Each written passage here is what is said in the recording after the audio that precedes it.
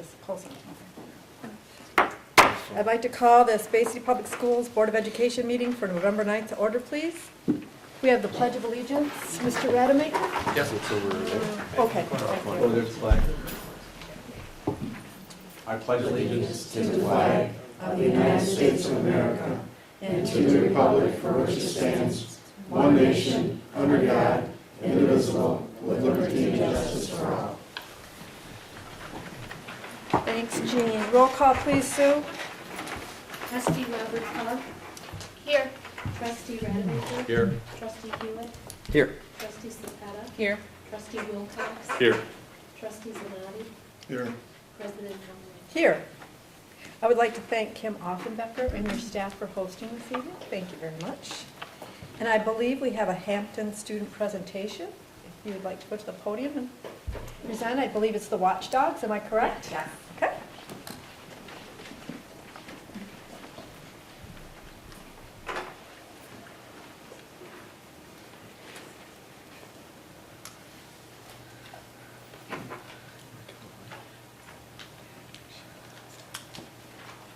Okay. My name is Alicia Castillo, and this is Christina Feinauer. We're part of the team that brought the Watchdogs to Hampton Elementary School. The reason for the program, during my Blissey meetings, we discovered that we had more student incidences on the playground when there was not a male on the playground with them. So we decided to bring a more male influence to school. We really only had 2 gentlemen that worked at our school on a daily basis, and so we realized that the men were missing from our school.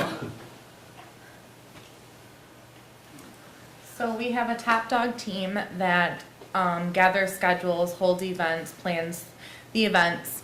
Ms. Castillo, who teaches 2nd grade, Mrs. Kidwell, our curriculum coach, myself, I teach kindergarten.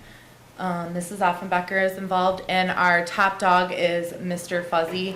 He is present, Mr. Fuzzy, yes, that's his nickname. He is present almost probably 2 to 3 mornings a week. He comes in, he gets our watchdog program going in the morning, gives tours, takes pictures, patrols the halls, just kind of makes sure that everything looks good for the day. What they do during a typical day, the dads will come in and practice sight words with the children. They'll read to the kids. They'll do math flashcards. They'll do letter sound identification, recess, play games, just to be there to let the kids know that someone's there, spending extra time and being that positive male role model for them. So some results that we've seen out of the watchdog program, besides just having dads, grandpas, any special male in their life come in, just outside of the classroom, we have a daddy-daughter dance we did last year, which we're planning on doing again this January. Sports with someone, we had an event where they could bring that positive male role model. We had kind of like Olympic trials set up in the gym for them to go through rotations. They got medals, all kinds of fun stuff. We kick off the Watchdog program every September with a pizza night where we invite dads in, get them familiar with the program, get the kids familiar with the program, and just invite a night out with their special someone. We have seen behavior improvement. Before we started the Watchdog program, we were seeing about 1 write-up per day, and now we're down to about 1 write-up per week. So we have seen a great influence of the program. Increased ELA scores.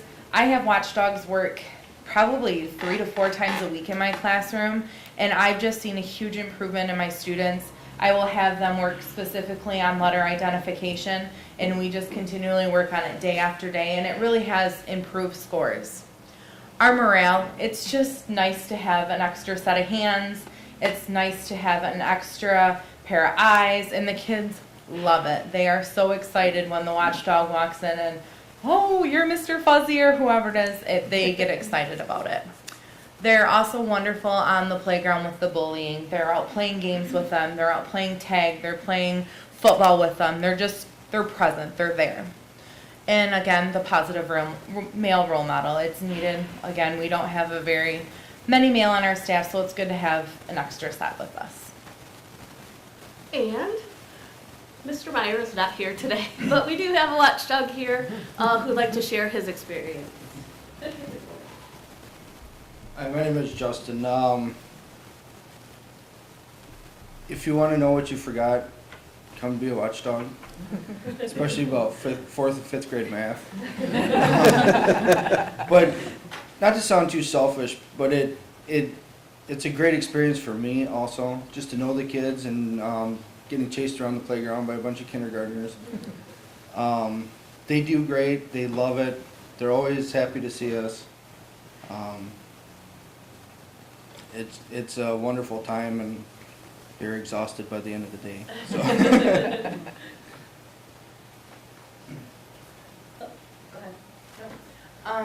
And we average about, I was just gonna throw this in, we average about 3 to 4 watchdogs per week. And that could be someone new, it could be someone, we have a grandpa that signs up every other Wednesday during the winter. It just depends on schedules, and we're always open to having someone else join us.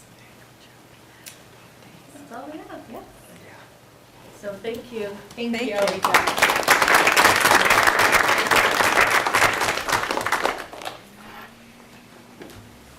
Thank you, that sounds like a wonderful program. Can I Now we- can I ask a question? Oh, sure, Jean, go Is ahead. it all grades? I mean, a watchdog could be a K through 5 grade? Yes. Okay. I was wondering, is this in other schools as well? Do we know? I'm not aware. There are some other, can I speak in that? Sure. Okay. There are some other schools that have implemented the program. Maybe not as wholeheartedly. It's truly become a part of Hampton. It's what we do on a daily basis. It's out there. You'll see our watchdog signs. We have a watchdog board. So it's really kind of become part of the Hampton culture. We went through the implementation process from beginning to end instead of just a trial period. So we're all in the benefits that we still have our little day-to-day things, but when we say a write-up, that's kind of a bigger incident today. It's rare that I have something, when we have a watchdog on the playground, that I have something that makes it into me. It's been amazing. Thank you. Is there any other questions? Thanks, Kim, and thanks to the Watchdog program. It sounds great.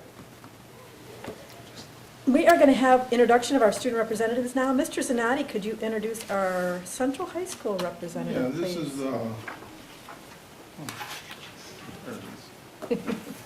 this is the second time Lydia's been here. She was here with us last meeting. She's a senior at Bay City Central. She's a very committed soccer player. She likes dogs, that's where we started falling apart there. She's hoping to go to Michigan State University upon graduation. She said right now it's been a busy start, and she really likes relaxing and reading novels and English literature. Welcome, Did I Lydia. do a good job? All right.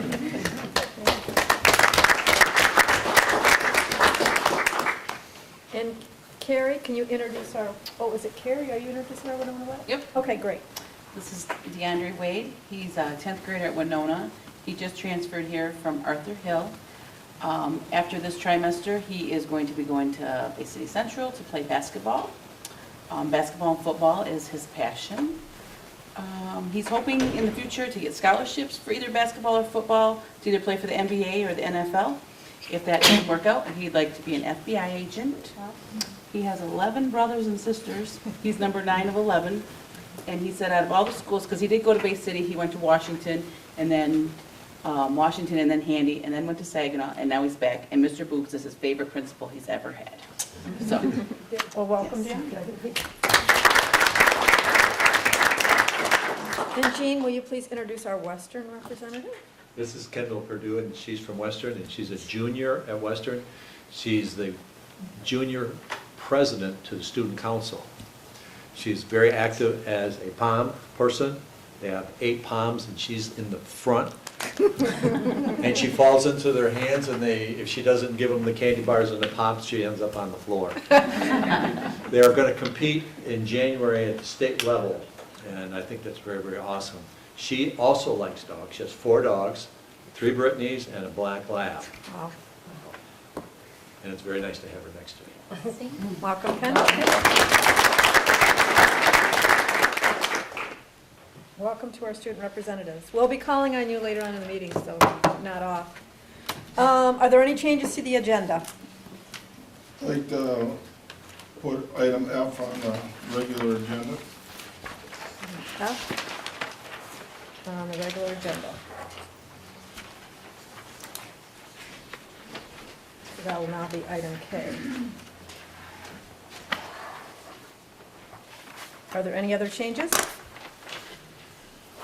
Then can we have a motion with the change, moved. please? So moved. Support. There's motion and support. Is there any discussion? Roll call, please, Sue. Trustee Rademacher, Yes. trustee Hewitt, Yes. trustee Sapeta, Yes. trustee Wilcox. Yes. Trustee Zanati, Yes. trustee Roberts Hall, Yes. president Helen. Yes. This time we'll have our first call to the audience that for anyone who wishes to address an agenda item, please go to the podium, state your name and address, and limit your comments to 5 minutes or less.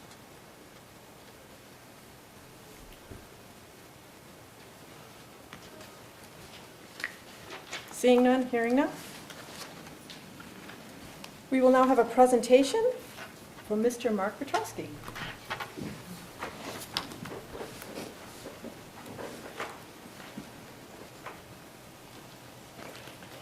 Good evening, school board, superintendent, parents, staff. It's really nice to be here and to be able to present this award to such an outstanding student. I have the pleasure today of presenting an award to Miss Gabrielle Rembish. Now, before we get to there, I had to talk her into a lengthy, plea to send her work into for this contest. And this contest is an international art show, and it's really a great opportunity for the kids. It is the 46th annual World's Children's Art Exhibition in the Republic of China. And it's an opportunity for the kids to get some worldwide exposure, plus see their work in a different context, as well as take part in something that has some lasting ramifications, such as no one else gets to say my work is now in Taiwan, now in Japan. You know, it's pretty cool because, Gabby, you are one of 60 students that represent the entire United States in this contest. There are only 60 students from each country that participates. Now, I've been trying to figure out how many countries participate, but I haven't been able to come up with that. Bay City Schools has been involved with this program for the past 6 years. And each year, we do have to really cajole our students to get their work, because there is one big drawback to this, and these students don't get their work back. It stays overseas.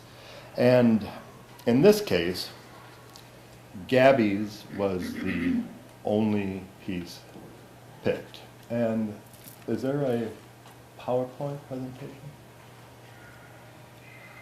That is the cover of the book that goes out to every single participating school that is in this exhibition. And so it looks a lot better on the screen because this is how big it is. And next one. Over on page 108, and this is the full spread, you can see Gabby's cardboard portrait that was up here. And luckily, I watched my students make these last year. Oh, by the way, I'm the art teacher over at Handy. And they really struggled because it wasn't an easy assignment. It was more geared towards a high school, college age, and they really excelled. This series also was displayed at Bay City Players for a month last winter, and it really went over great. And when it came time to select, I had always looked at this, and then I think of the student, because there are students you pick that sometimes they really need a boost. Well, Gabby didn't need that. She was just a great kid, and she did awesome work, and I wanted to see her do something. And so, Gabby, could you please join me up here?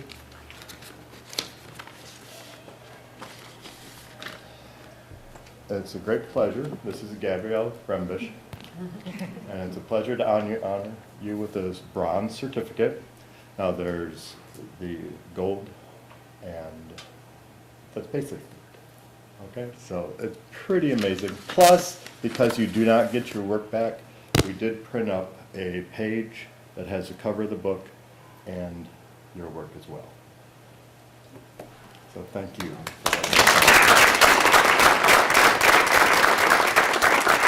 Gabrielle, why don't you come and shake our hands, because that's pretty amazing. We want to congratulate you. There were 3 entries this year, and sometimes more are selected. Gabby's was the only one that was selected, plus was the award winner too. That's great.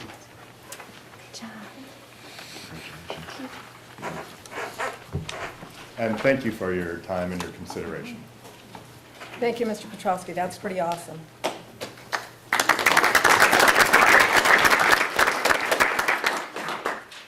And now can we have a motion to approve the consent agenda?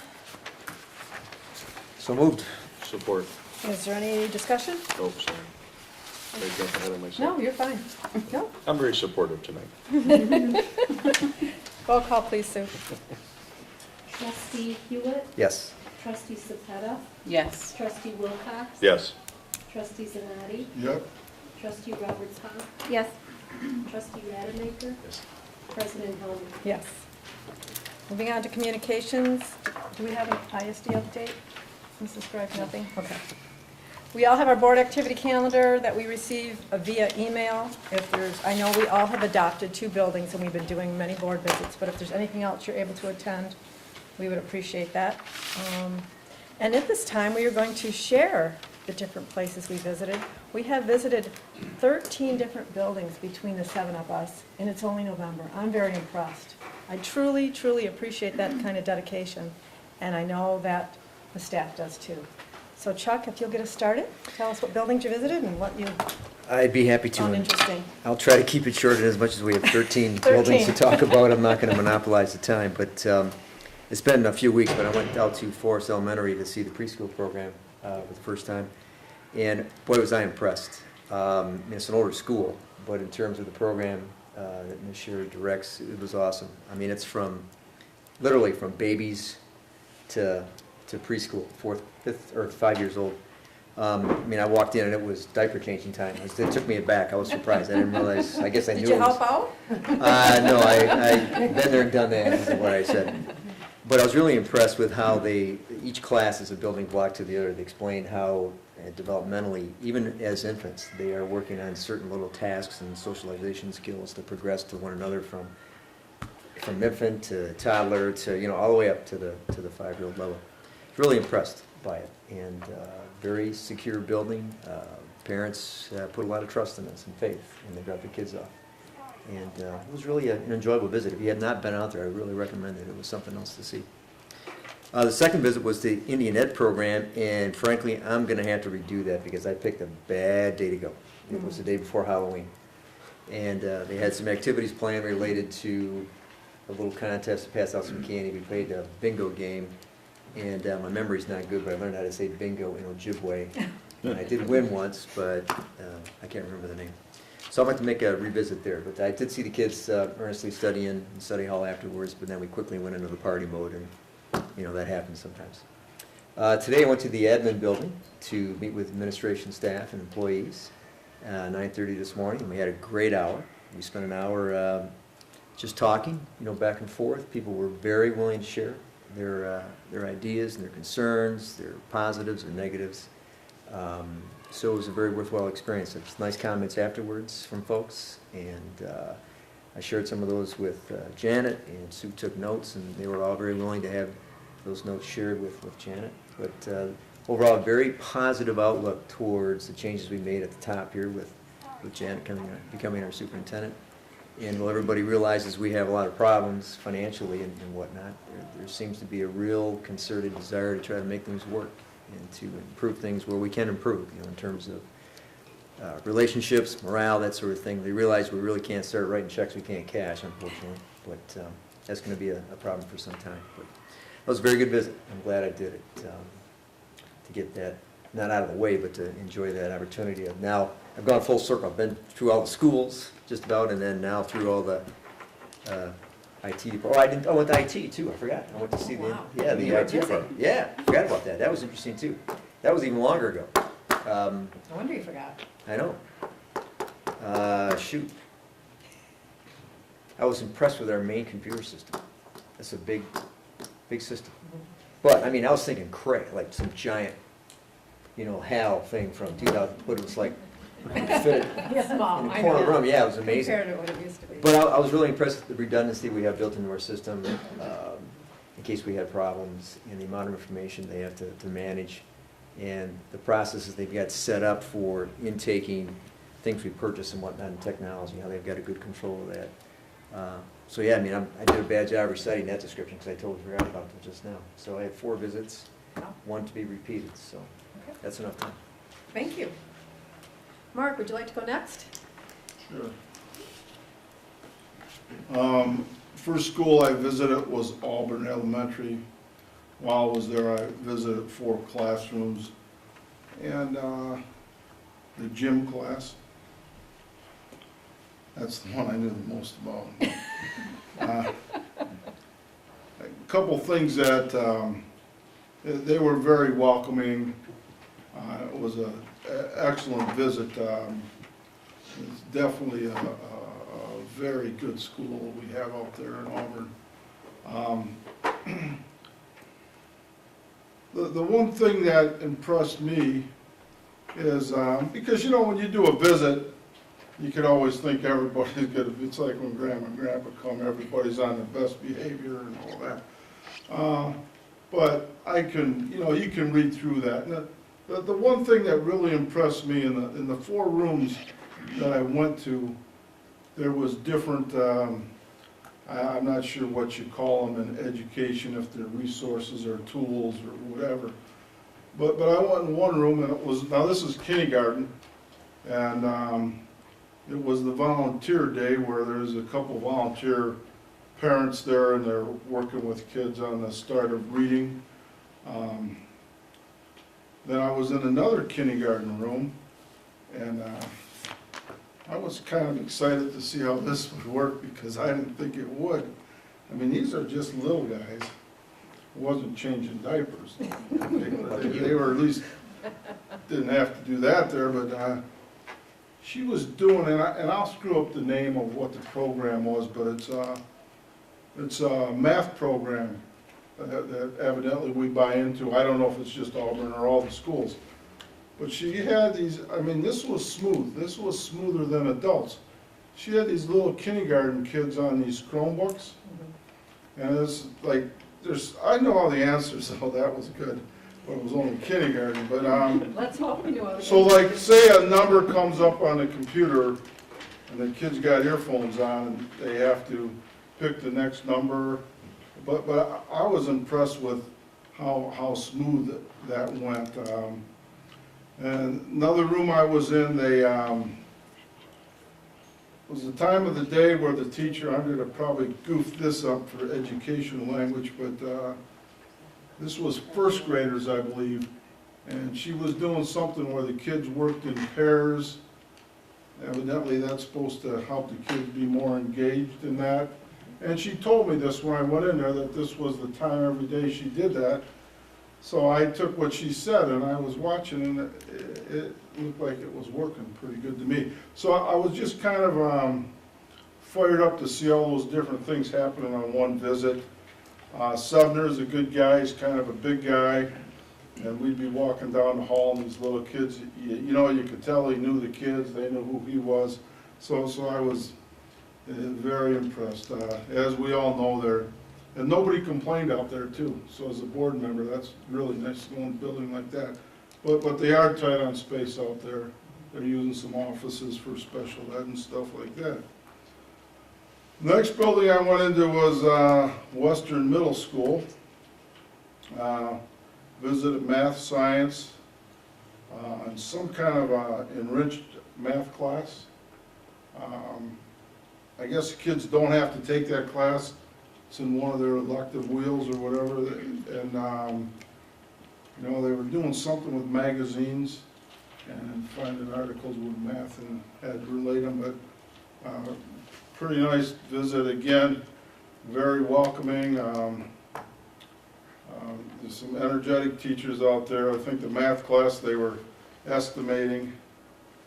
The one kid was kind of neat because he struggled to estimate because he wanted the right answers. And the teacher kind of set me up and said, "Do you have any questions for Mr. Zanatti?" And this little kid, I mean, I don't think you'd want him as a student, but he said, yeah. He said, "If you can get the right answer, why estimate, you know?" And, no, I think he just struggled with, "You're telling me to not get the right answer, you know?" And I told the little guy a story about how I got a job where they paid me to estimate, so, and I also told him when you estimate it, you can always make it look a little better, a little worse, and he was kind of happy. Poor kid. Then the next school was the high school. That was a tough visit out there because of the principal. But it went really well. Was in a physics class. Very energetic gal teaching. She thought I knew physics. Well, but some really good stuff going out there. They got some science class where these kids on their own after school have built it's to grow plants in the liquid, like the illegal stuff, but that's not what they want to use it for. But that's what it looked like, a drug raid commercial, but they want to grow legitimate stuff in it. But it was kind of neat that the kids were doing that after school, and it really looked, you know, there was some planning that went in it, and you know, I hope they get to use it. The one thing about Western High School and Western Middle School, and I think because stuff usually goes so good out there, we kind of forget about it, but they are very, very tight on space. And again, nobody complained to me about it, or you got to do something about it. Nobody said a word about that. But how tight they are with space and how hard it is for them, because I think parent-teacher conferences came around Western Week, okay? So they're trying to avoid the games and all this stuff, but at the same time, you know, to hold conferences on the same nights, you know, parking becomes an issue because you're bringing two schools in there at once. The other thing is, I guess for the older kids, we don't like to do the conferences in the classrooms anymore. We like to do them in the commons and the caf, so somebody gets stuck in the gym. And I mean, they really have a struggle with how many students we have out there. And I mean, these two, and I know one's my sister, but still they do a good job of working together. And then, even though I was only supposed to do 3 buildings, last Friday I was in Kolb. It was kind of neat because on our, what's in that paper you put out? What's that? Spotlights. There was some articles about that science in their, what they're doing with the generator in there.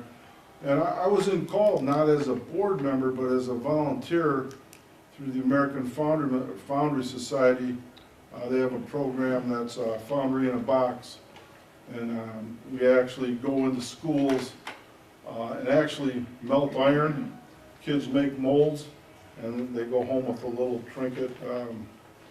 And we help the kids, you know, because it's the change of matter and all the science end.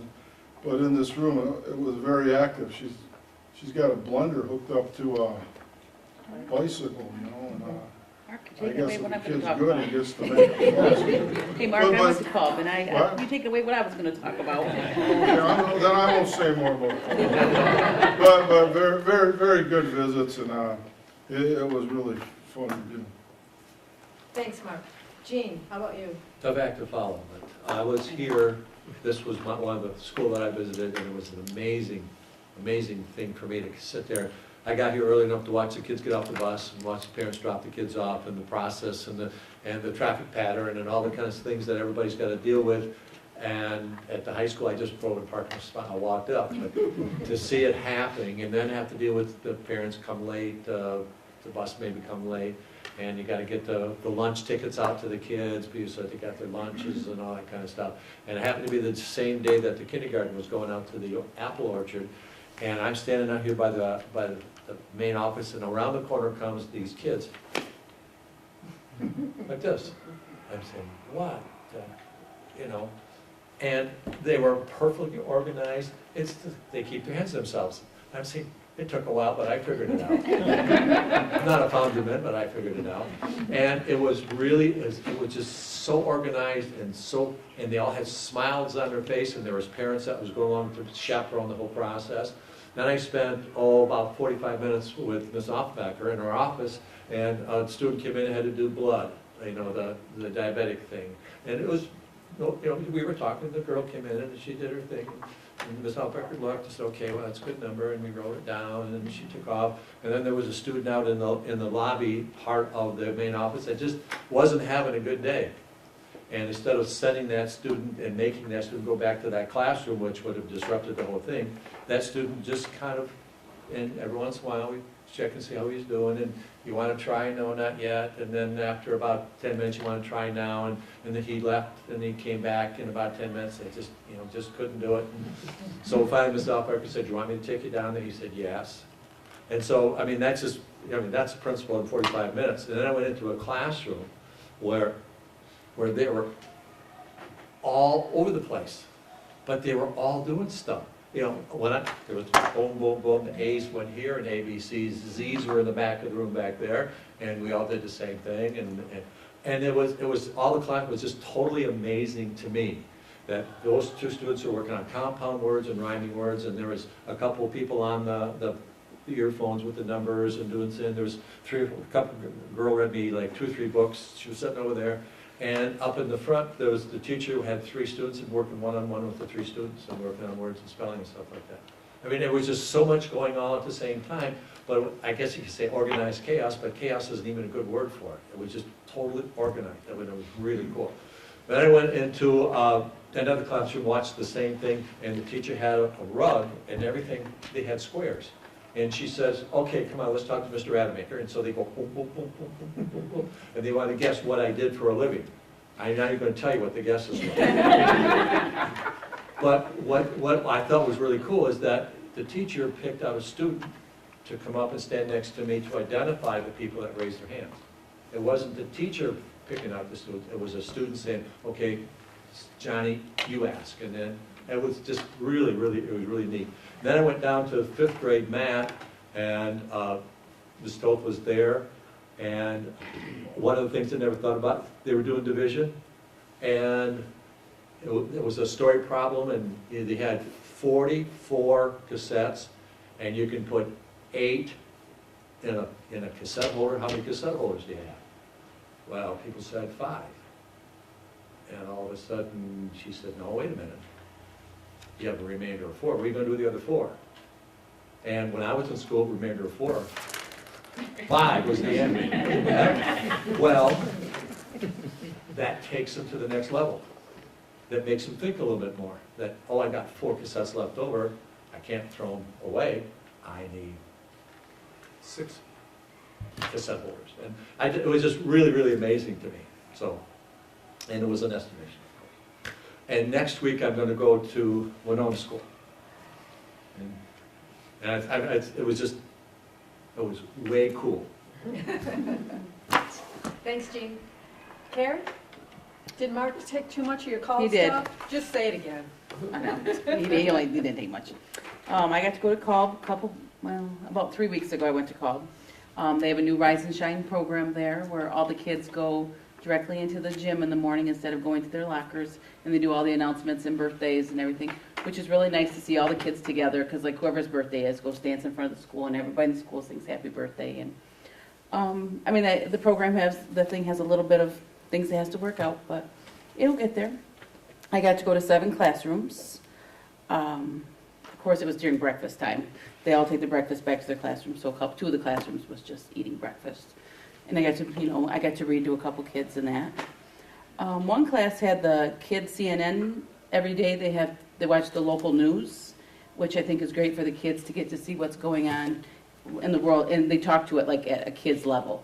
You know, so we can watch the news at home and we won't understand. The kids might not understand it like the CNN Kids News does. And then I got to go to 2 of the 5th grade classrooms. One of them was it's actually my son's class that has the bike. It's they have the blender on the back, and every Friday they get to make smoothies. It's my Aunt Jackie's son's class, I should say, which has been a huge thing in the school. The kids love it. They're doing a lot, the 5th graders are doing a lot with science right now. As Mark said, they came in last Friday and did the metal castings, which was amazing. The kids loved it. So, yeah, that was my visit. I could visit all the cluster classrooms, is the ones I went to, so. Thanks, And Carrie. tomorrow I go to Central. Awesome. Thanks, Carrie. Jackie? I've been at Handy 2 times. So those have been I've done 2 visits. My first one was the principal, Mr. Dufresne, took me around, gave me a tour of every level and kind of explained where the different areas were. It was nice to see well, at first I realized that I was going to be in this during like class changing, and I just pictured like I was going to be carried away. Like I started to sweat a little bit, but I was really impressed. It was very well organized. There's so many kids in that building, but I didn't realize it. It was very smooth. All the teachers came out when they switched classes, so it's not like they go and hide. They came out and were engaging even the students that weren't their own, if that makes sense. So that was just nice for me to be able to identify the building, and because it's so big, and it is overwhelming, I think, for a lot of parents, as this is my son's first year there, so it was kind of interesting. So that was my first visit. My second visit was just having some really frank conversations with Mr. Dufresne about just the numbers that are there, and the number of teachers, and then just kind of like middle school life, and how that's such a transition and a change. And I obviously am a social worker, so I could talk forever about it. So it dominated a lot of my conversation with him. Talked a little bit about parental anxieties, like our 4th and 5th grade parents who are feeling that anxiety of their students eventually going to be moving up there, and maybe some of the things that we can do to make them feel a little bit more comfortable about that, incorporating some of the more elementary things into Handy so it doesn't seem so overwhelming. So that was more of a warm, fuzzy kind of problem-solving, save the world kind of visit. So, and then I will be at McLear Sodden next Monday, and then I will do that two visits for them as well. So. Thanks, Jackie. Mike? Okay, well, I'll be like Mark. I don't know that I have a lot. I'll try the best, but what I got artwork from Little Willow here, new to the school district, from one of the states in the South. So I kept that. I've kept that in my office. I thought that was kind of neat. The payment that we do is what I guess. I went out and visited Lindsay, and I had a different visit. It was when I first started out, I won't say that I knew if it was going to be good or bad. It ended up, I kind of liked it. I had kind of asked that when I get there, I'd rather just be kind of a fly on the wall and not be involved in all the conversations, just be able to kind of come in and see what goes on. And I did. The first classroom I visited was 5th grade. I'm sorry, and those young people were much more structured. You could tell there was the bigger kids, and they kind of ruled the class. It almost seemed you could kind of see some of that coming out already, moving on to that next junior high level. Teacher was completely engaged. I was just shocked. I never seen anybody go from one student to another student to another student, and they all had their hands up. And I just don't remember being that patient when I was that age. I would have maybe said, who cares? I'll go on and, go on to the next thing. So then I worked my way down, and I kind of liked the way that went. I went to 4th grade next, and I seen what they were working on there, and I was able to, it actually, in a lot of ways, correlated to what I seen from 5th grade, and you could see how they were building on that. And I really thought that was kind of neat to see, just to stay out of it. No one addressed me until I got to 3rd grade. I got to 3rd grade, and it was like later in the day, and there was movement going from some intervention reading and non and in and out from different classrooms. This one young man come in, sat down, I was standing in the back, and he sat there and he turned around and looked at me, he goes, "Who are you?" And I told him, he said, "Why are you here?" And I told him, he said, "Well, nice to meet you." Yeah, I thought that was kind of neat too. You know, at first I thought I'm going to get in trouble here, but I didn't. But again, in that classroom specifically, I remember the teacher taking a round table and telling me that she was going to work with some of the kids that were struggling with reading and comprehension. It's one thing to read the words, and I struggled with this as a young person, to read the words, but not necessarily know what I'm reading, and kind of turned it into a story, then gave them stories. They all worked and created their own story, then asked each other questions about the stories that they heard. And that really was the kind of working in groups that really I thought was effective. Now, the last classroom I made it to was still kind of in that swing where students were moving in and out. And there was some animosity going on between a couple of the students, which I got to observe, and then how the teacher handled it. And you know, at the end of the day, we come in and say, I think maybe Mark mentioned it, you know, you walk in, you see everything's best behavior. I didn't really see that. I probably seen what a real day is. And I thought it was, you know, teacher said, this is what I have to deal with sometimes, and this is how I handle it. I said, it makes sense to me. And you try to make it an environment where we can learn all the time, but it doesn't always work that way. And I thought that was nice to be able to see that. I don't know if I'd do it again that way. I don't know, I'm going to Mackenzie next, but it was different. I guess that's my story. Thanks, Mike. Well, I was able to visit McGregor and Washington, and I have to say, in both schools, I saw kids actively engaged with teachers. It was really neat to go into these buildings where teachers are really enjoying themselves in the front of the classroom. And the kids are really learning and they're liking it. And that was fun, especially at elementary. Those kids have so much energy. At McGregor, I was in kindergarten, and they use a lot of technology, even at that age. YouTube, and even at carpet time, they're using technology. And I was visited first grade as well. And it was interesting, when they're teaching sounds and letters, they relate hand signals with it. And then the kids go back to their centers, and kids that are struggling with their letters and sounds, other children work with them, and all they have to do is make that motion with their hands, and the kids know what letter or sound that they're missing. It was really neat to see the kids like teach each other.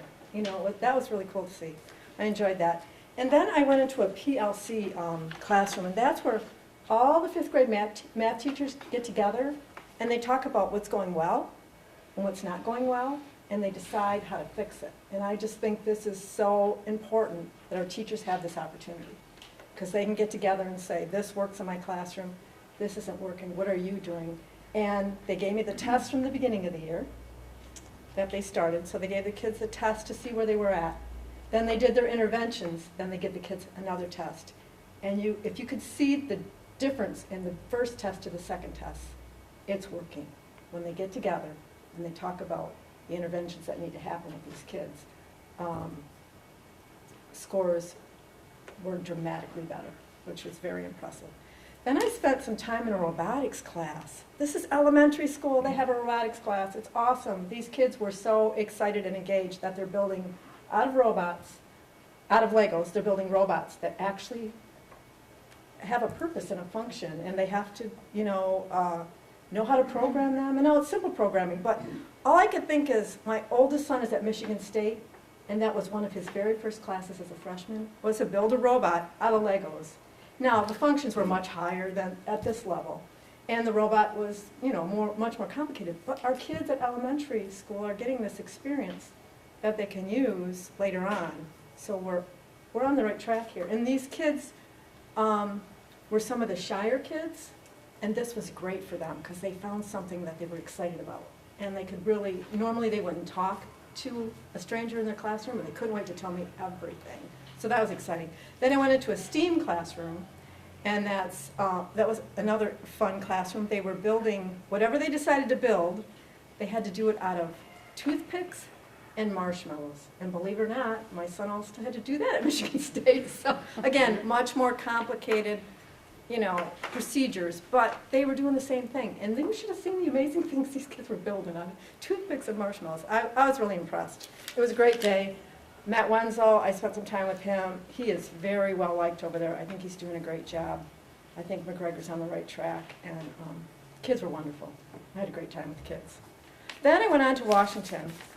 Another great visit. I spent most of my time in intervention classes. So these are kids that are struggling, but yet really engaged, really patient teachers. There's System 44. That's a reading program that teaches kids their sounds, because without that, that's your first step to reading. Alex Math, which I think is awesome, because every child has their own little Chrome, I think it was, Chrome device. And they do math at their own speed. So until they master addition, they can't move on. But if they mastered that, then they can move on. So if kids are really good at math, they're doing geometry. If kids are struggling, then they're still doing addition. So I thought that was really impressive. And they all have their little laptops, and they come up to the teacher and ask questions. And she can be on track with all of them at the same time, no matter what level they're at, which was really great. So I spent a little bit of time in the preschool as well, which we kind of consider that kind of an intervention too, because many kids are coming into kindergarten not ready to learn. So preschool is setting those kids up to be ready for kindergarten. But it was playtime, so they all wanted to play. So I played camping and cooking and all kinds of fun stuff. And to have a new person in the room was fun, because they had someone new to tell their stories to. But then I spent some time with Bill Tiedoff. We talked a lot about, okay, we've got all these interventions. Are they working? And he has got it right down to a science, where the kids started, what interventions in place, where their scores are now. He's really tracking, so we know that these interventions are doing what they're supposed to be doing. I was very impressed with both visits.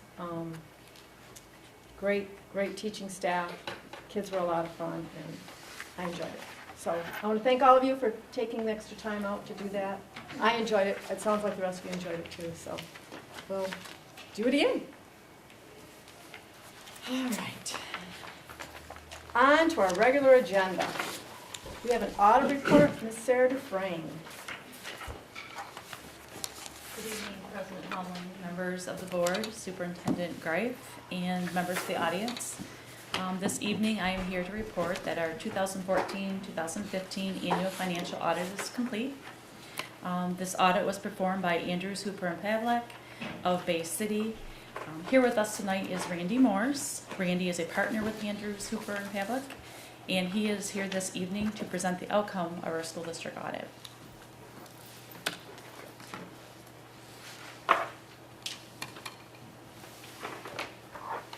Good evening, everyone. It is good to be here. I'll try to stand out of the way so you can see the presentation, because that's what we're going to go through. But first, I got to thank Jill and Sarah. I mean, when you look at, this is your set of financial statements. In 3 pages belong to us, which is our opinion. They do a good job of pulling everything together. There's a lot of information in there, and it takes a lot of hard work to get there. And I really appreciate, when we come in and we can do our audit, and we're not having to go through and do all this stuff, and we're ready to get into it and get the work done. I think that works out really well. For your packet, you should have financial statements and the 2 smaller books, which is schedule of expenditures, federal awards, our single audit. Then you also have a booklet from us, which kind of goes through the services and our required communications and some matters of interest related to audit. I'm not going to go through each of those. What I am going to focus on, and you should have, and it will be up there, is your presentation. And that's what we're going to kind of go through. And I think I say this whenever I come out, is we need to have a good working relationship with management, with the finance, and with the superintendent. But ultimately, we report to the board. So we are going to ask questions. We do what we need to do to be able to give you our opinion. But we also want to be here to answer any questions you may have, to kind of go through these things. There's a lot to absorb in these financial statements this year, especially with the adoption of GASB 68 related to pensions. We did have a closing conference. There were some members of the board there. We were able to go through, the materials in depth, answer a lot of questions that were out there. So I think that's really good. But again, if there's ever anything that you have questions on, we do report to you. So feel free to always give me a call, we can set up a meeting, whatever we need to do. So, we will go through and hopefully we were talking earlier about how many CPs does it take to pass out books and stuff like that, so hopefully we get this to work. There we go. We did have great cooperation with management. Our responsibility is to the board. In your booklet, you have our recorded communications. All those are affirmative. Everything was good. We had no significant matters were noted. We did have an unmodified or clean opinion, which is the best opinion you can have. Because you get federal monies, you have certain compliance type requirements that you have to go through. We test those compliance requirements, and we had no findings or question costs related to that, so I think that's great. We do look at internal control, the way it's set up, and the way it's functioning. We don't always go through and test a lot of the systems of control, but we look at those major systems, and we have no letters of recommendations or what we would call management letter comments, so things went well there. We had no significant deficiencies in internal control, no material weaknesses. On an overall basis, again, I heard it a lot in the presentation about the finances. Ultimately, when you look at it, the results for this year were good. They're not the numbers that everybody would like, but you did have an increase, and I think that's good from that standpoint. And we'll compare current year to prior year. Your current assets increased 2.4 million to 23 million. And this is on your government-wide statements. This was as if it was a business entity. Your non-current assets decreased $1.2 million to 90 million. Overall total assets increased 1.5 million to 113 million. You have a new item this year called a deferred outflow of resources. It relates to your pension in GASB 68. It's 2.4 million, and current liabilities increased 100,000 to 20.6 million. Non-current liabilities, and this is, again, and we'll kind of look at this a little bit, increased $106.5 million. And this relates to the adoption of GASB 68. We talked about it last year because the district is involved in a state pension fund. This is the year that the authoritative guidance came out that said you now have to show your share of the liability on the financial statements. So effective beginning of the year, and if you go to page 20 of in this big book for the financial statements, and just so I can explain what you have there, you will see on that in that book. I'll give everybody a chance to get there. Down towards the bottom of page 20, you'll see something of what they call a cumulative effect of change in accounting principle. This is where you're restating your beginning of the year net position. So as of July 1 of 2014, the district recorded a liability related to the pensions of $100 million, $182,305.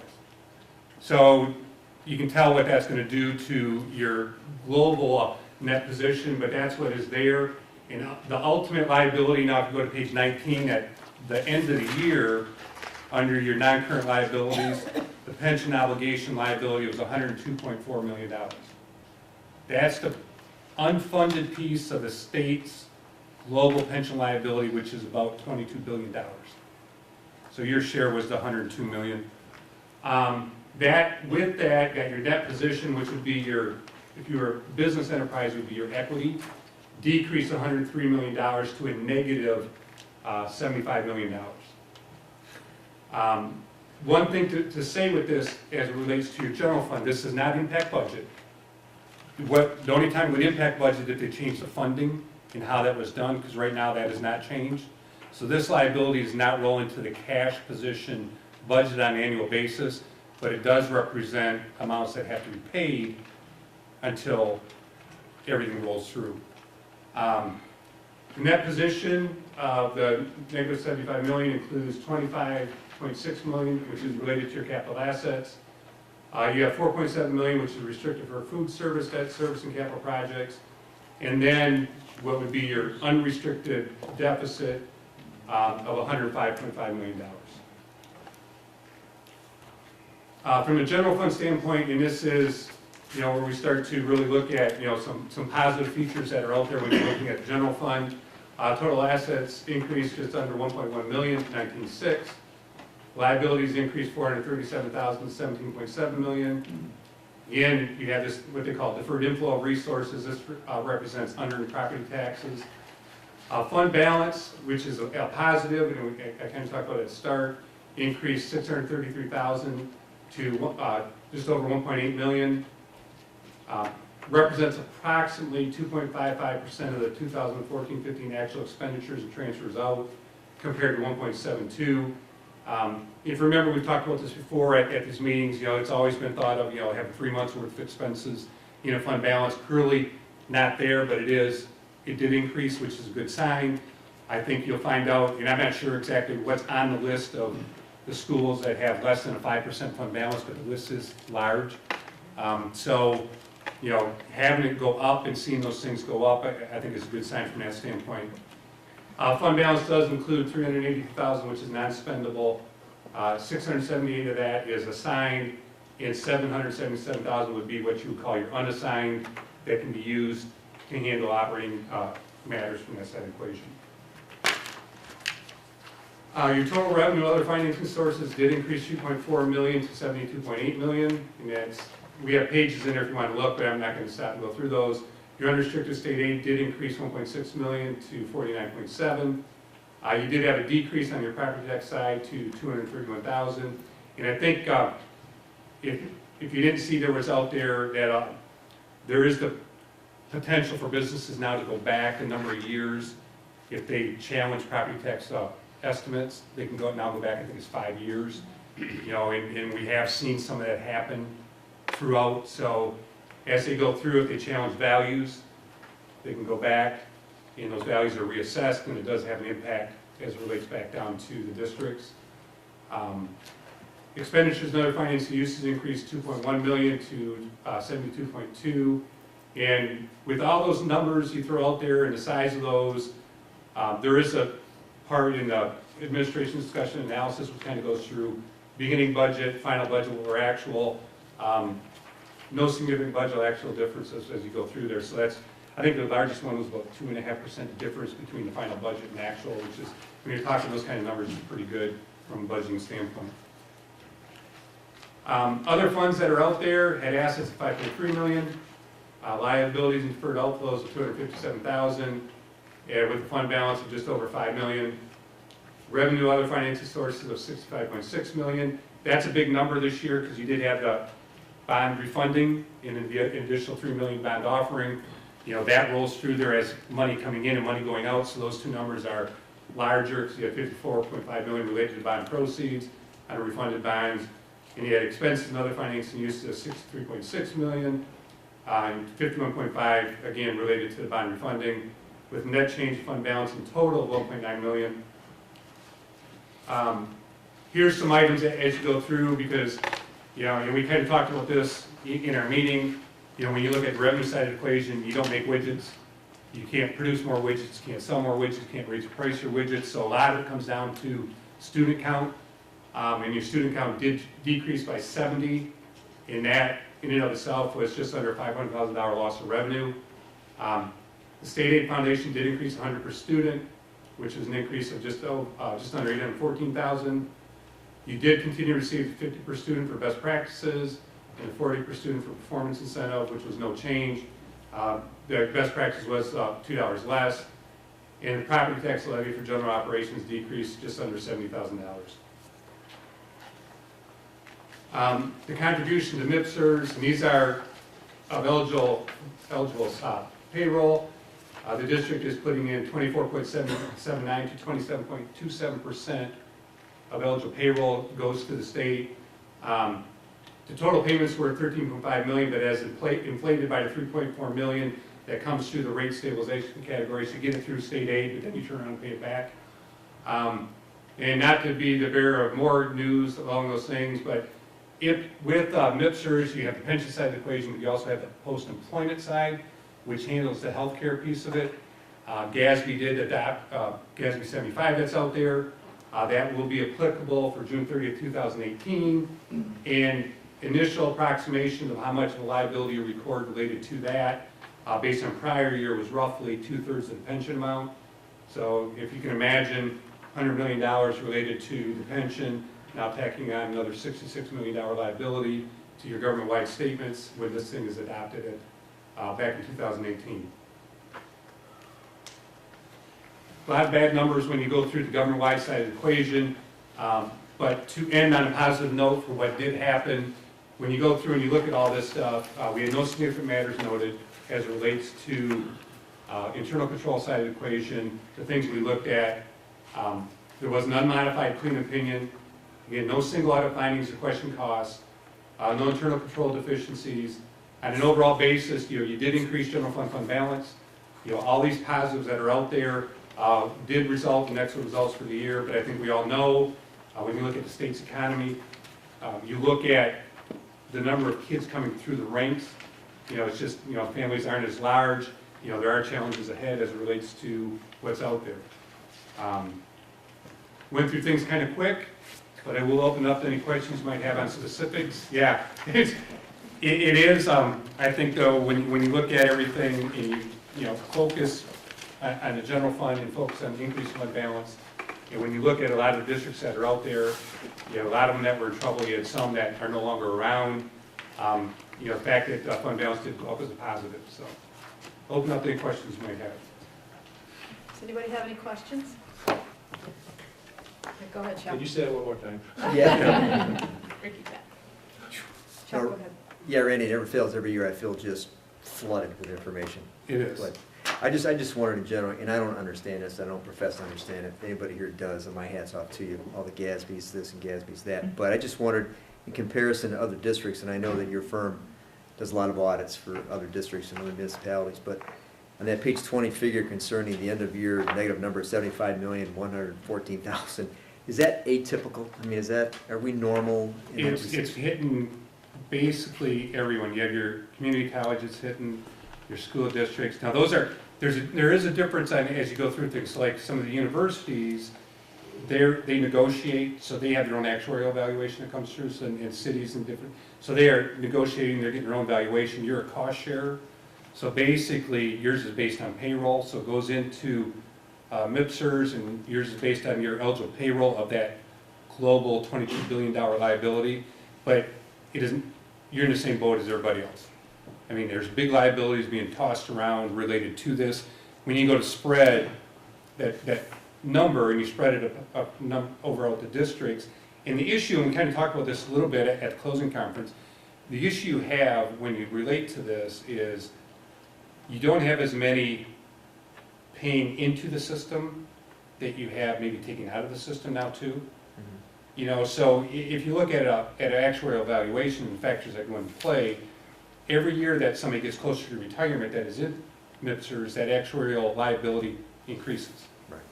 You have assets that are sitting out there. If you have a change, dip in the assets, which we've seen over the years, that unfunded piece can increase. So if you have more money coming out of the system than it's going in, the global liability can increase also. So there's a lot of factors that come into play.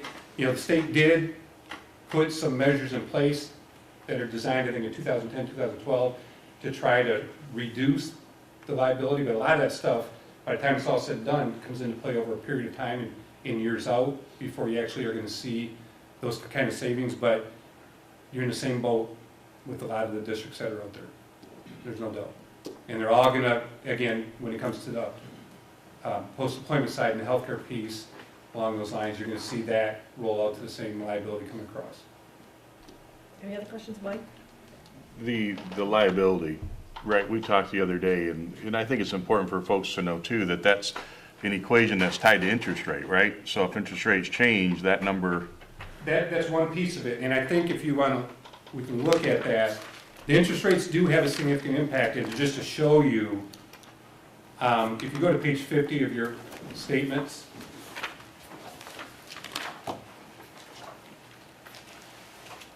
and what you are required to disclose is if you had a 1% increase or 1% decrease in the discount rate, what it does to the liability.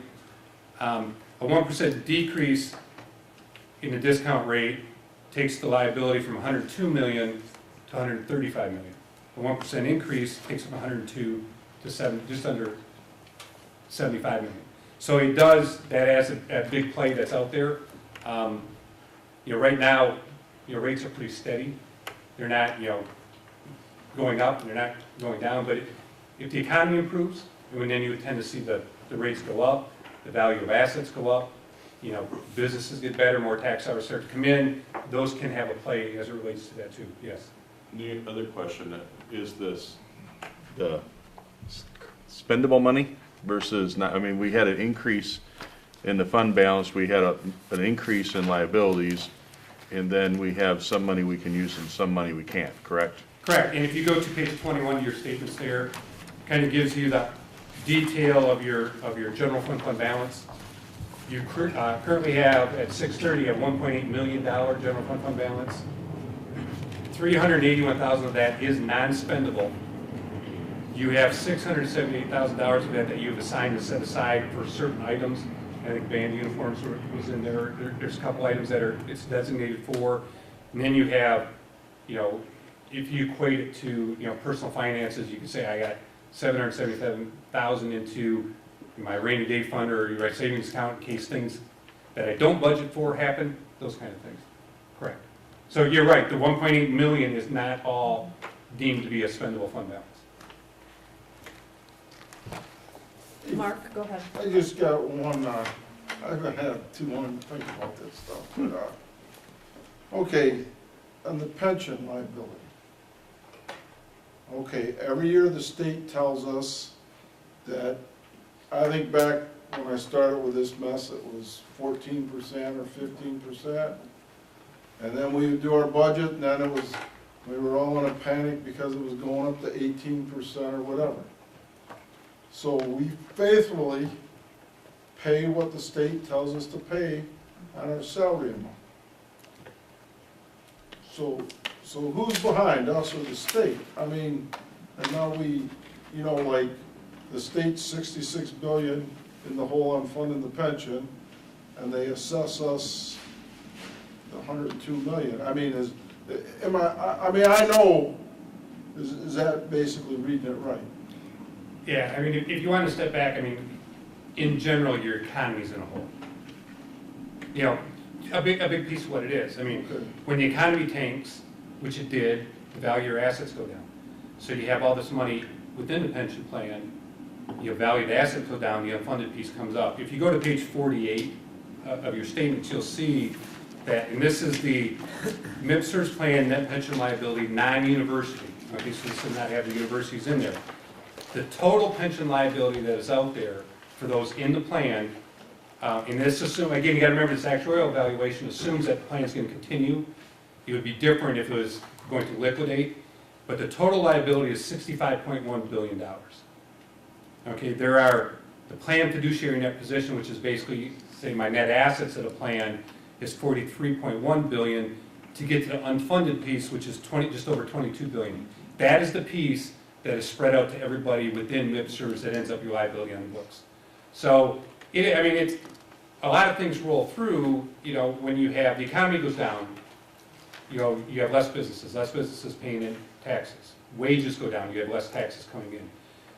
When things like that happen, property tax revenue decreases, so you got property tax valuations go down.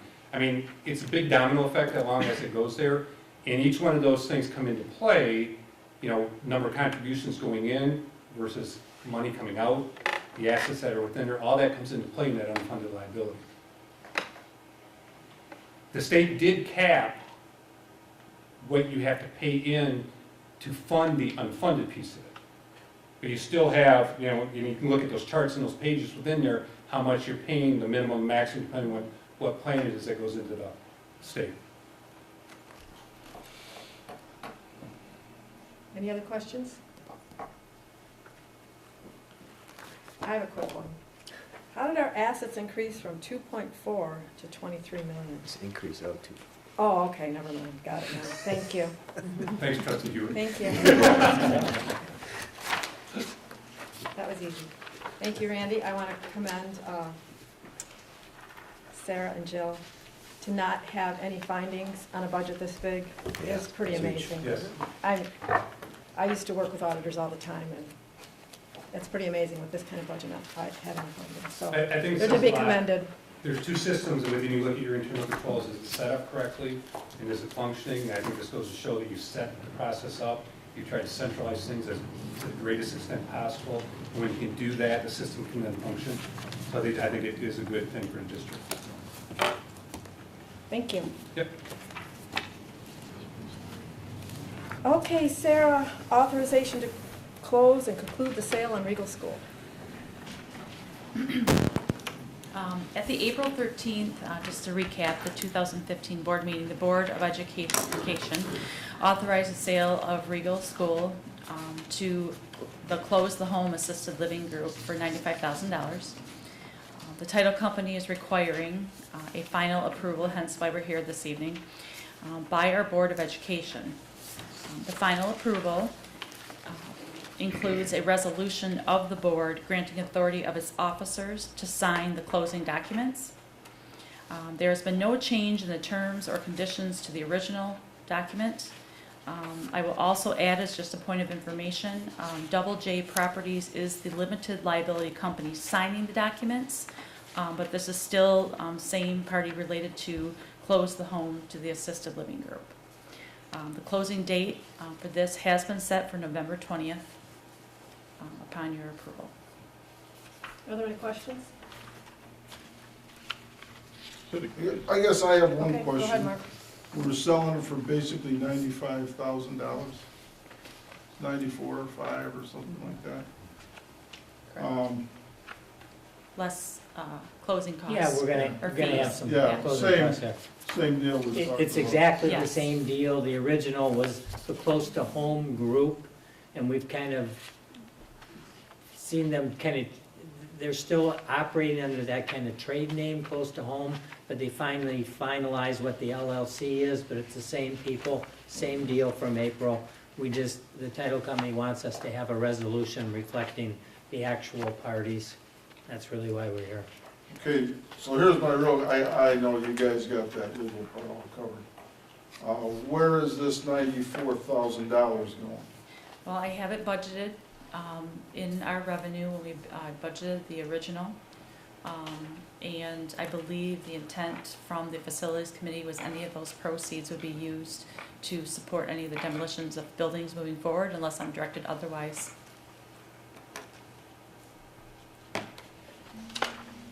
Mike, did you have a question? Well, I think I kind of got it answered. I was just wondering, I didn't see it, and I probably just didn't see it, the financing, and this is just a cash deal done, right? Right. Okay, and any cleanup, any of that's all done, there's no asbestos hoo-ha coming back Right, somewhere down no, the they road? assumed all environmental issues and so Oh, forth, good, so yeah, it's just that's all. 95,000. Anybody else? I guess I want to go back to, I think that we're selling an asset, basically a neighborhood school, because we don't need it anymore. I would like that money to go more into a restricted fund. I would like to spend that money being approved by the board. Okay, I don't want it just to go into some fund. I mean, to me, that money should go directly back in the buildings we're using. We have some needs out there. And I just don't, I mean, you guys know from the time we sold it, I think we're giving it away, and I didn't agree selling it for that low of a price. But I also understand how hard it is on those school buildings. But I really just don't want that money, I want to know where that money went, and I want to see how close I can direct that money to students. It's a fine, and maintenance should be happy with the money we're going to save by not cutting grass and heating the building and all that. So, Anyone else? Can we have a motion for approval then? I'll approve the motion to approve that, but I'd like to add on to the motion that we put that money in a restricted fund until the board can discuss it, the use of it. Is there a second?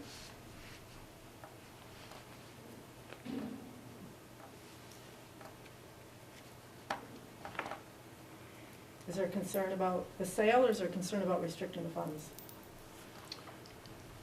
I understand what Mark's saying, I don't want to restrict funds. I mean, we counted it in the budget already, right? Yeah, the expense side is not earmarked. The revenue side is there because we knew we were gonna sell it. And my understanding from the facilities committee is when we got down to the time of demolishing buildings, that would be used to support it if we needed. I don't know what that means. though. Here's my thing. We talk about this facility committee. I don't know when the last time they met. I've only been on the board for a year. I haven't seen any of this big outlaying plan.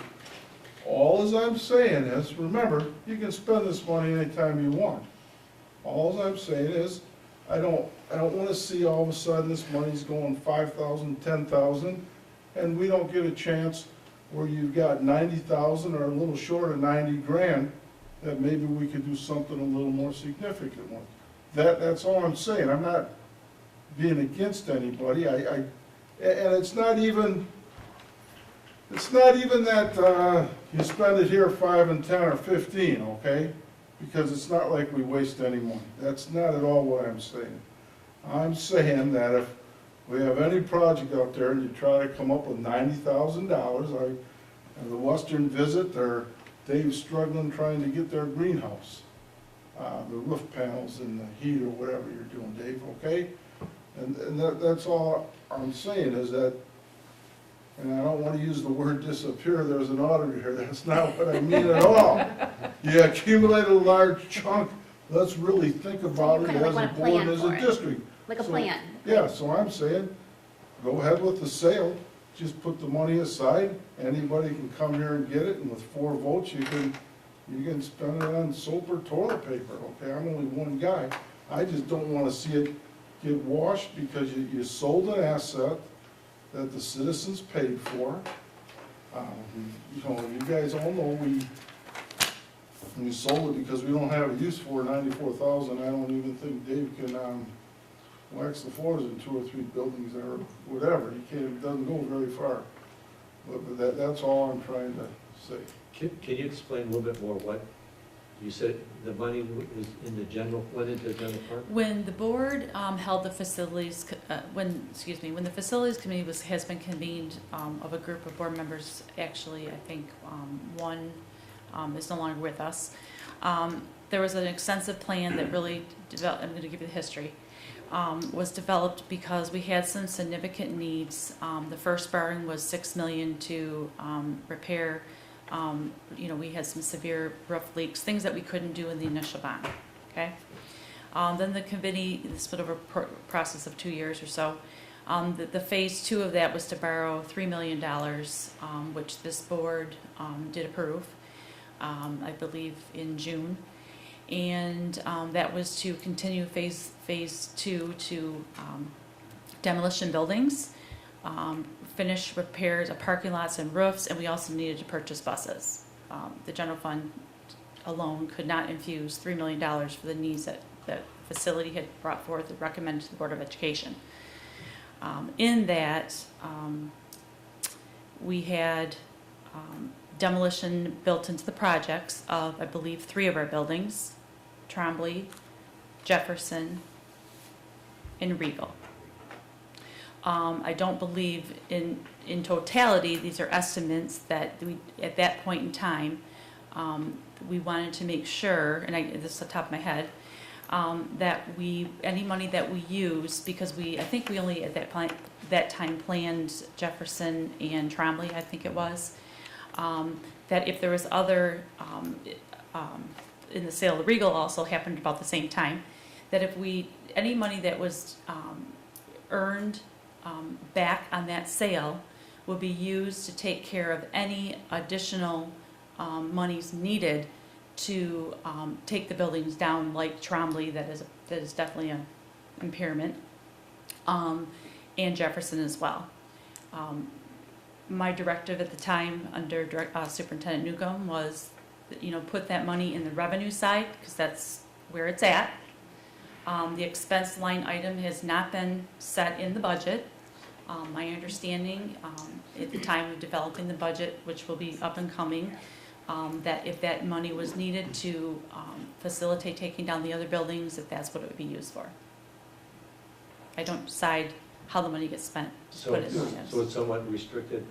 So in my mind, the expense has not been set, but my understanding being on that facilities committee, I think Mr. Hewitt was there and Pauline, that any of that money would help us offset the cost, so we didn't have to borrow to take down the demos. Chuck would like Okay, to, well, Chuck was on the committee, and I think he has some things he'd like to add.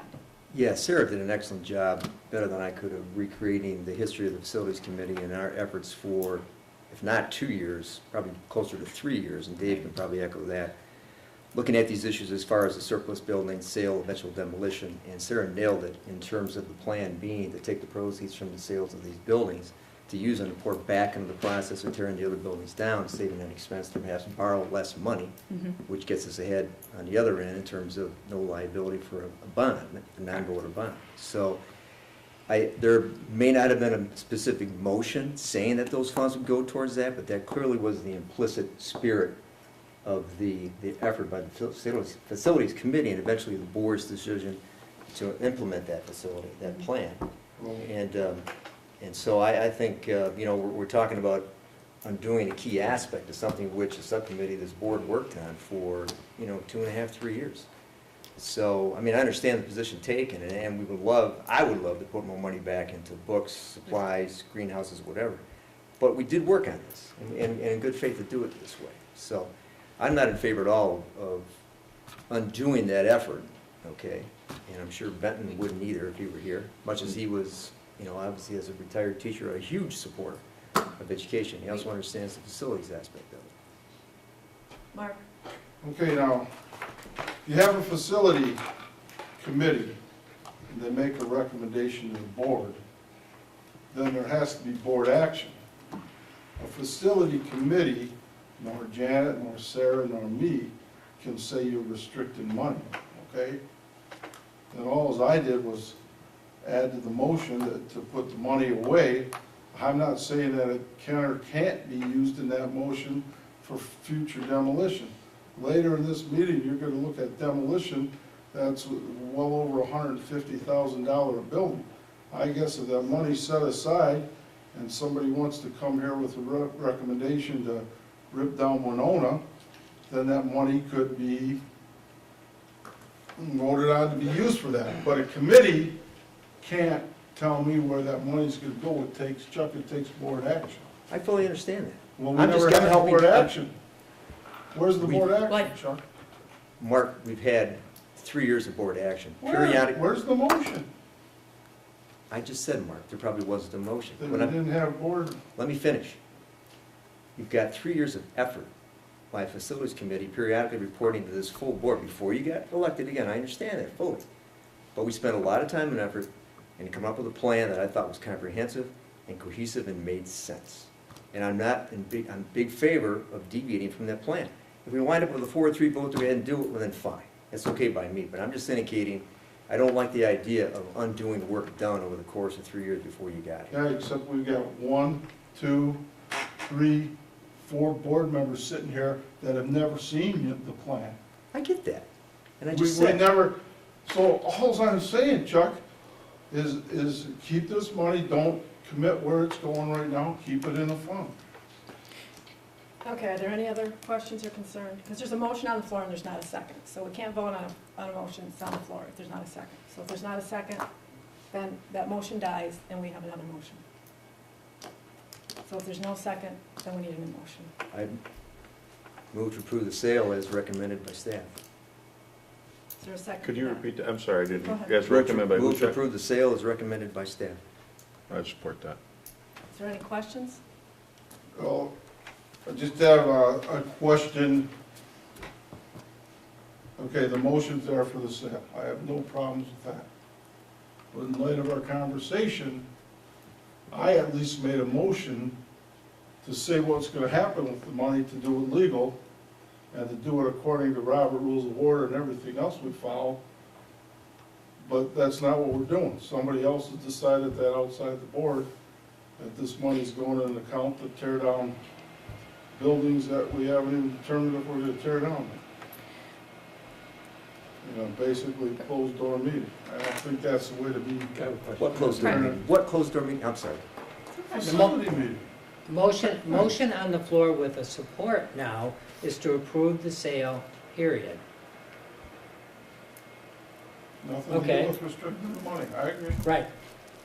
So we could approve that and That's right. continue discussion on what to do with the money, even at the new business section Do of it this 3 meeting. weeks, yeah. That's what I would Or suggest. the Why next don't we, meeting, right. let's do that. Let's get this out of the way and then come back, close the sale, get the check in hand, and we can talk down the road. We can educate the entire board as to the efforts between, doing the math in my head, 2012 and 2015, or 2011 and 2014. And then we can decide what to do as far as the funds. Jackie? I just have a question. He would like to share his opinion. Is that appropriate at this point? He's asking if he could share an opinion or No, give an not at insight. this point, but at the end of the meeting you can. Anyone else? Jean, did you have something? It was exactly what Mr. Ossoff said. Okay, That was my question and comment. so, there's a motion, there's a second, there's no other questions or concerns, correct? Roll call, please, Sue. Trustee Sapeta, Yes. trustee Wilcox, Yes. trustee Zanati, No. trustee Roberts Hug, Yes. trustee Rademacher, Yes. trustee Hewitt, Yes. President Hellman. Yes. Okay, next, thank you, Sarah. Next order of business. Special education PAC appointment. Kevin, can you say your last name for me? Gossip. Gossett, okay, just like it's spelled, okay, thank you. Good evening, all. Come before you this evening because I'd like to address the need to appoint a PAC representative for your district. The PAC is the Parent Advisory Committee. That member would actually meet at the ISD meetings. At the ISD level, they meet with the state monitor that we have. To this coming year, 16-17, we will be developing a new ISD plan to be filed at the end of the 16-17 year. And I had actually discussed with several people out in the district and who might fill that, and a parent that actually has a student at Western came highly recommended, and her name is Sarah Van Milliken, and I had her here at the meeting. So I don't know, she may or must have had to go home, but she actually left just a little bit ago. Came highly recommended though. She is seems to be a great level-headed student advocate, and she does know what it takes to address the needs of special needs students in the district. So I would recommend that with that you would actually approve her for the PAC committee member for your district. Thank you. Thank you. Is there any questions? Can we have a motion then? So moved. Is there support? Second. Okay, there's motion and support. Any comments, concerns? Roll call, please, Sue. Trustee Wilcox, You say me, Sue? yes. Yes. Trustee Zanati, Yes. trustee Roberts Hug, Yes. trustee Rademacher. Yes. Trustee Hewitt, Yes. trustee Sapeta, Yes. President Hellman. Yes. And I apologize, I wasn't aware that we have to vote to accept the audit report. I just thought we just had to listen to it. So if we could go back for a moment. Make a motion to accept the audit report as Okay. Support? presented. Any questions? It's actually accept and distribute. Just have to distribute. I already got it. Distribute again. Roll call, please, Sue. Trustee Zanati, Yes. trustee Roberts Hug, Yes. trustee Rademacher, Yes. trustee Hewitt, Yes. trustee Sapeta, Yes. trustee Wilcox, Yes. President Hellman. Yes. Okay, item K on the regular agenda. Award the bid for demolition of Trombley and Thomas Jefferson. Mr. Zanati, you had some questions or concerns? Yeah, I guess the one question I have is, I know from our original bids that the cost went up. Sure. Thank you, Mr. Mazinski.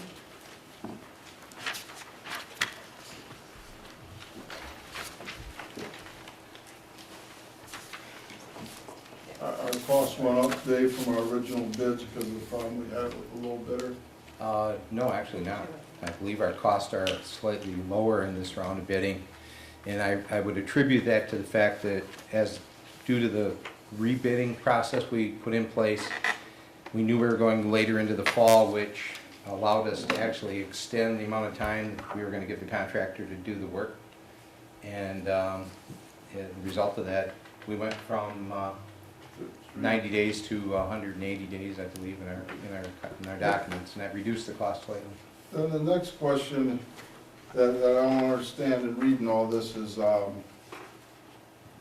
this demolition costs all the environment costs associated with tearing it down? Not all, no. I would say, and I got the breakout right here if you allow me.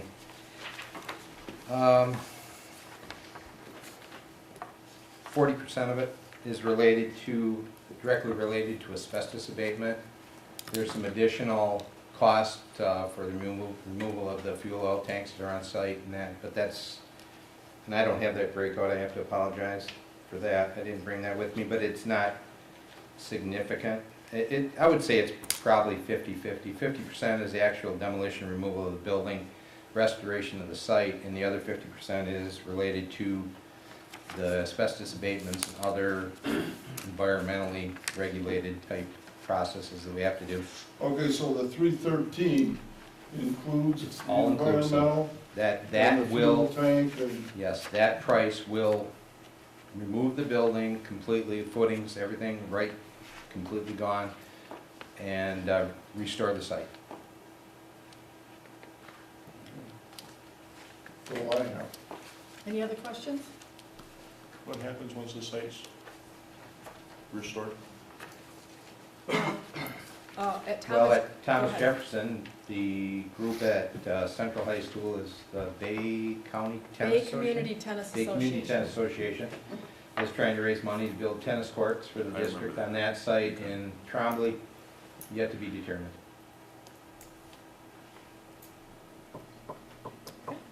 Any other questions? Can we have a motion, please, Ben?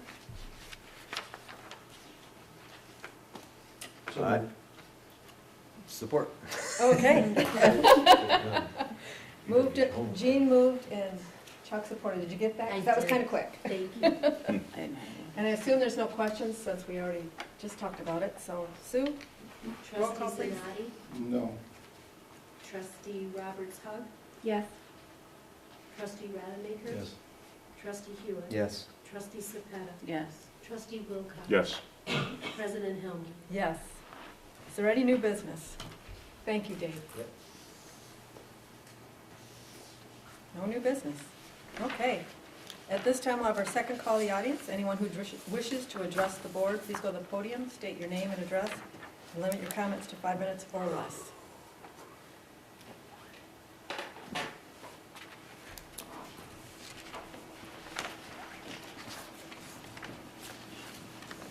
Good evening, my name is Rick Meath, I'm the president of the Bay City Education Association. After listening to the audit report, I would like to commend the finance department for all of the good work they have done. But I think that this signifies a turning point in the finances of the Bay City Public Schools, that we have righted ourselves from the financial downturns that we've been experiencing for many, many years. We have seen now a steady progress in our fund balance. We are seeing an increase in our revenues from the state. And I think it's time now that the board very seriously entertain the idea and the concept of paying back the employees for all the sacrifices that they have made over the past 10 years or so. We have really reached well beyond that critical mass point in time. We have, I think it was a couple years ago, we were at Washington Elementary School, and Mr. Morris gave his report, and I had made comments at that time that we had made such severe cuts to our staff, and our staff was living on such dire straits that we had cut down to the actual bone. And we would see the consequences of those cuts in coming years. We are at that point. We literally are at that point now where we cannot retain qualified staff in the school district. We are seeing a continual loss of qualified staff. All of you have reported here tonight of the excellent work that's going on in the classrooms. Not one person on this school board came back to report that said that there were problems in our classrooms. All of you have seen that. Our finances are increasing. Our fund balance is increasing. Our revenues are increasing. It's time now that the investment, the sacrifices are paid back to the employees. I hope that we can do that as soon as possible, because we really literally cannot go another school year with the cuts and the sacrifices that the employees of the school district have made. We really have gotten to the point where we are losing our best and brightest, and I am really not exaggerating when I say that. We are losing them on a monthly basis, and we cannot continue to do that. Thank you. Thank you. Does anyone else wish to address the board? Okay, now's the time when we hear from our student representatives. Okay. You had an interesting board meeting tonight. Deandra, you wanted to speak earlier, so we're going to let you go first. Please share. I was going to talk about the money situation when guys. I think the money should go to the schools, and I think the money should go support charities in the school, like as far as helping kids with basketball, football, engineering stuff like at Central. I know they got engineering classes and health classes. I think the money and stuff should go to stuff like that, and also schools if it's enough. I don't think they should hold the money at one person. Should just keep it. I think it should go to all the schools. Anything else you want to discuss? What's going on at Winona, or what you thought of the meeting? Thought about it's a good meeting. At Winona a good high school. Yeah. Mr. Boo's a great principal. He helps all the kids out a lot. He get along with everybody, and he had never have that much problem. Everyone pretty much minds their own business, and they do their work. That's what I do. I just mind my business and try to get my work done so I can get out of there. Well, thanks for sharing. Kendall, what would you like to share with us? I thought it was pretty cool how all of you went to the classrooms and got to see how the students and the teachers are interacting in our district. Because I did something similar to that. I was one of the students from Western who got to go to Chongqing. So I got to see how the classrooms there worked, so I could kind of relate to how you guys were feeling and how cool it was for you guys to see how the classrooms worked and all of our new resources and all the new ways that we have to learn. So how was your experience at Chongqing? I loved every second of it. I want to go back so bad. I loved it. The people are the kindest people I've ever met. What's the biggest difference between how our students learn and how they learn there? They have about 40-minute class periods with like 15-minute breaks in between, but they go from I think 7 in the morning until like 10 at night. Wow. And then they get a recess and a nap time, and so. And how many students are in their classrooms? They have like 50 students in a classroom, Wow. and the teacher is looked at differently. Like the teacher is just there to do what they do, and then the student kind of figures out the rest. And then the teacher has there's little stages in every classroom where the teacher will go down a computer and give a presentation, and then they actually had little microphones that they used in every class to teach, so it was awesome. Wow. But Thank you. Lydia, what would you like to share? I liked the watchdog presentation. That was cool. I was a little confused with all the money and whatnot. Well, you weren't the Don't worry only about one. But I hope I understand one day. Yeah, I like these meetings. I don't mind coming. Come next month. I will. Yeah. You might just be the one who comes every I time. guess so. Well, thank you. You picked an interesting meeting to come to, all three of you. Thank you for being here. Mr. Hewitt? Yeah? Oh, I got a motion. All right. Motion to move into executive session for the purpose of receiving an update on negotiations as permitted under Section 8C of the Open Meetings Act. Is there a second? I'll second. Okay. I'm sorry. Roll call, please, Sue. Trustee Roberts Hug. Yeah. Yes. Good answer. Trustee Rademacher. Yes. Trustee Hewitt. Yes. Trustee Sapeta. Yes. Trustee Wilcox. Yes. Trustee Zanati. Yes. President Helmut. Yes. We'll take a 5-minute recess, and we'll find out where we're convening. We're not sure yet. Kim's got to figure it out. Kim knows. Kim knows where we're going. We'll come back. No, she-